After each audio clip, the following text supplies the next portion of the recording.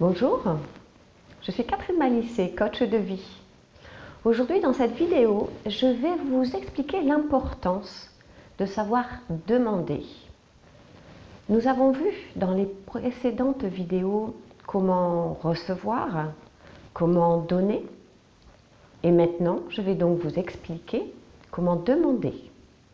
Vous vous rendez compte dans tout ce que je suis en train de vous expliquer? Je suis en train de vous expliquer comment établir un bel échange. L'échange avec l'autre et l'échange avec vous-même.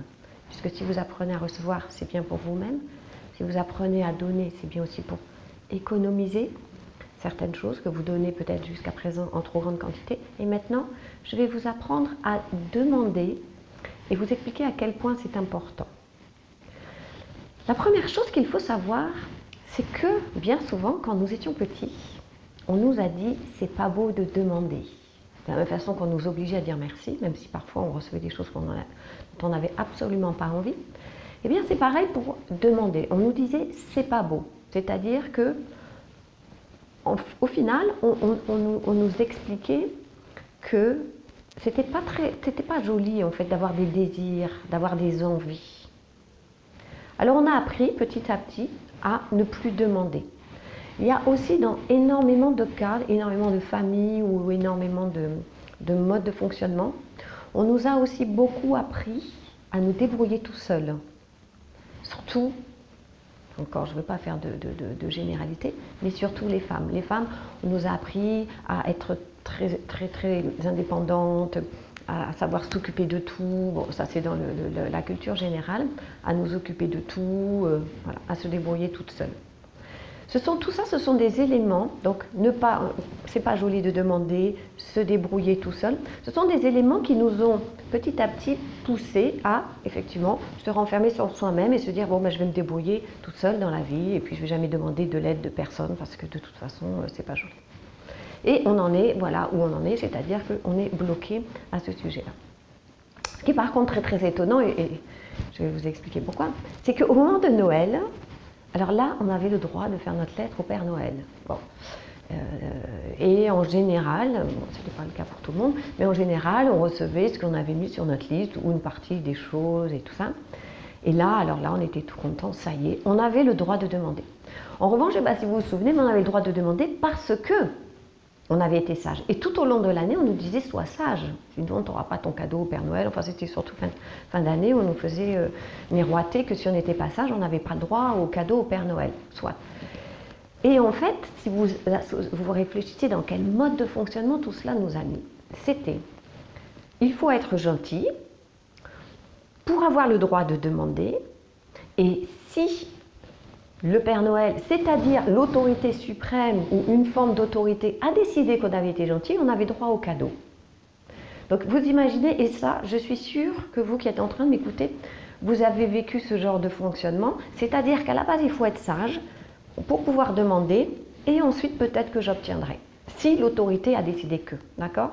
Donc vous imaginez dans quel mode de fonctionnement vous êtes, c'est je ne peux obtenir et je ne peux demander que si je suis sage. Moi, je vais vous expliquer un autre système de fonctionnement. Parce que là, on est dépendant d'une autorité avec ce que je viens de vous expliquer. Et quand vous regardez, on est beaucoup dans ce schéma-là dans la vie. Beaucoup dépendant d'une autorité. On s'est placé automatiquement sous une autorité. On s'est placé sous l'autorité de l'État, sous l'autorité de son banquier, sous l'autorité de ses parents, sous l'autorité de… Bon, je ne vais pas vous faire la liste, elle est longue, n'est-ce pas? Donc, pourquoi je fais cette vidéo? Parce qu'il est très important de demander. Quand vous demandez quelque chose, c'est parce que vous avez un désir. Et quand vous avez un désir, c'est parce que vous êtes allé sonder à l'intérieur de vous ce qu'il se passe, ce que vous avez envie d'obtenir ou d'être, parce que vous pouvez faire une demande aussi pour être, vous pouvez demander d'être en très bonne santé, vous pouvez demander d'être riche, vous pouvez demander d'être amoureux, on peut demander vraiment toutes sortes de choses, on peut demander de l'avoir, de l'être et du faire, on peut demander de faire plus de business, on peut demander de… Bon. Vous voyez, la liste est très longue, parce que quand vous commencez à demander, ça veut dire que vous allez voir ce qui se passe à l'intérieur de vous, où est votre besoin et vous essayez de trouver une solution pour y accéder. Donc, Quelle solution? Vous vous souvenez qu'en des toutes premières vidéos, j'espère que vous l'avez regardé, je vous ai proposé de poser un objectif. C'est dans le même sorte d'idée. Un objectif, c'est un désir et vous vous mettez en route pour ça. Une demande, c'est pareil. Vous commencez à sonder ce que vous voulez et vous posez une demande. Le grand principe, c'est que, je ne sais pas si vous connaissez l'adage qui dit « demandez et vous obtiendrez ». C'est logique. Tapez à la porte et on vous ouvrira. C'est logique.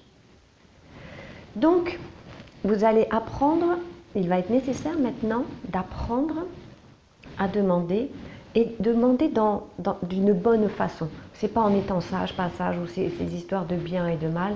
J'ai des vidéos qui traitent du sujet, les infos alternatives qui traitent vraiment du sujet du bien et du mal, tout ça. Ça, on va laisser tomber. En revanche, ce qui est intéressant, c'est d'être en accord avec ce que vous demandez. Parce que chaque demande va vous permettre de monter en grade, si je puis dire. Je m'explique. Vous avez par exemple envie, et la plupart des personnes qui regardent ça, le programme étant Parlez-moi d'amour, je suppose que la plupart vous avez envie d'être dans l'amour, de recevoir, d'être beaucoup plus dans l'amour, dans une relation d'amour, avec vous-même, avec l'autre ou avec les autres. D'accord ? Ça peut être une demande. Une demande, par exemple, on va dire, allez, de recevoir plus d'amour de la part d'un homme ou d'une femme. Ou de le rencontrer, de rencontrer cet homme, cette femme. Donc votre demande, c'est je rencontre un homme ou une femme. Je rencontre, par exemple, je vais prendre mon cas, allez, je rencontre un homme. Ma demande, c'est je voudrais rencontrer un homme et établir une belle relation sentimentale. Derrière cette demande, il y a quelque chose d'autre. Il y a moi, Catherine, qui ai envie d'expérimenter autre chose, qui ai envie d'expérimenter une autre vibration, un autre mode de fonctionnement. Un autre mode de vie aussi. Donc, qu'est-ce qui se passe? À partir du moment où vous allez poser une demande, c'est parce que derrière, vous avez envie de vivre autre chose. Donc, posez-vous bien cette question. Qu'est-ce que j'aimerais vivre d'autre dans ma vie? Et en fonction de ça, je pose ma demande. Je vais vous prendre le cas d'une de mes clientes qui se plaignait parce que en fait, c'est ça qui est très très amusant, je vais faire une petite aparté, mais comme on ne sait pas demander, on n'obtient pas. Et comme on n'obtient pas, on se plaint. Bon, ça c'est un grand classique, d'accord? Et moi ce que je vous propose c'est le contraire, donc d'être proactif, de dire ok, j'ai besoin de ça, j'ai envie de vivre ça, donc je me mets en route pour l'obtenir. Je prenais donc le cas d'une de mes clientes qui effectivement se plaignait parce que son mari, en fait, ne s'occupait pas assez d'elle, n'était pas assez actif, assez présent. Donc, dans le cadre du coaching, elle a pris conscience que peut-être qu'à la base, ça serait intéressant de lui demander, de lui faire certaines demandes. Donc, ils se sont assis, ils ont discuté et elle a formulé ses demandes. Elle a dit voilà, moi, exactement ce que j'aimerais. J'aimerais plus de présence. Pas forcément énormément, mais en attendant qu'on s'aménage un moment que pour nous deux. J'aimerais que tu sois plus présent au moment du travail scolaire avec les enfants, si possible que toi tu t'en occupes aussi de temps en temps. J'aimerais aussi... Voilà. Elle lui a fait plusieurs demandes. Eh bien, évidemment, qu'est-ce qui s'est passé? Eh bien, monsieur a écouté et monsieur a dit mais jamais j'aurais imaginé que tu avais besoin de ça. Jamais j'aurais cru que j'allais pouvoir te rendre service de cette façon-là. D'accord? Ça, c'est un exemple.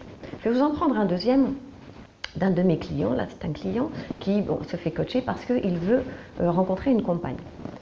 Et donc, dans le cadre du coaching, à un moment se pose l'exercice de « Mais savez-vous quel style de femme avez-vous envie de rencontrer ?» Et la personne, bien évidemment, non, c'est très très rare. Ou alors, oui, je veux une grande blonde ou une petite brune, mais voilà, ça se limite à ça, je dis. Et là, on a fait un exercice sur vraiment définir sa demande. Définir le style de personne, le style de relation, le style de vie qu'il a envie de vivre. Pourquoi veut-il rencontrer quelqu'un? Et on a vraiment déterminé une demande précise. Et il a fait cette demande. Donc quand je dis faire sa demande, qu'est-ce que c'est souvent? C'est tout simplement l'écrire. D'accord? Après, si vous avez des moyens propres par la méditation, par des prières, voilà, vous inscrire sur un site de rencontre, pourquoi pas. Mais en attendant, déjà de poser noir sur blanc ce que vous désirez obtenir, c'est déjà très très très bien parce que déjà ça vous éclaircit les idées. Et bien évidemment, ce client que j'avais, petit à petit, a commencé à rencontrer des femmes dans le style qu'il avait demandé. D'accord? Donc, ça marche. Vraiment, ça marche. À partir du moment où vous commencez à éclaircir ce que vous voulez obtenir dans votre vie et que vous posez des demandes, mais ces demandes, comme je vous dis, vous les écrivez. Vous pouvez aussi en parler à vos amis, dire tiens, j'aimerais bien rencontrer, tu ne connais pas quelqu'un qui, tiens, tu pourrais me rendre service pour ça. Et à partir de ce moment-là, vous allez être étonné, comme quand vous demandez des choses, que ce soit demande dans l'univers, que ce soit une demande dans votre cercle proche, cercle plus éloigné, vous passez une annonce sur les réseaux sociaux, qu'importe, eh bien vous obtenez. Donc, vous avez compris que dans le cadre de ce programme Parlez-moi d'amour, je vous encourage à d'abord lister exactement la demande que vous avez au niveau de votre relation. Que vous soyez en couple ou célibataire, quelle relation vous souhaitez avoir, mettre en place dans votre vie avec le ou la conjoint, conjointe. D'accord? Première chose. Donc, ça, c'est la première chose. La deuxième chose que je vous propose, c'est justement d'éclaircir exactement le style de personne que vous voulez rencontrer. Si vous êtes déjà en couple, c'est pareil. Quel style de conjoint ou de conjointe avez-vous envie d'avoir? Parce que si vous éclaircissez aussi cette partie-là, forcément la personne qui est à côté de vous va petit à petit prendre ce comportement sans que vous changiez quoi que ce soit des fois.